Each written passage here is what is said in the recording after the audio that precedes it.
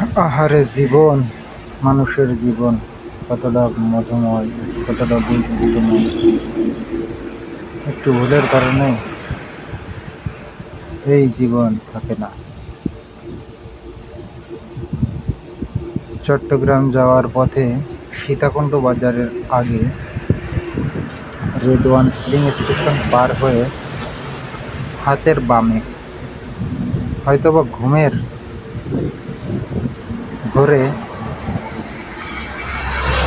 নইলে কোনো গাড়ির চাপের কারণে গাড়িটা খাদে পড়ে গেছে। খাদে পড়ে গাড়ির অবস্থা ভয়াবহ। তার ভেতরে একজন লোককে দেখা যাচ্ছে সাইডে বসে আছে,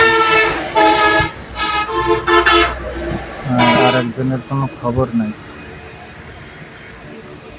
কি অবস্থা দেখেন।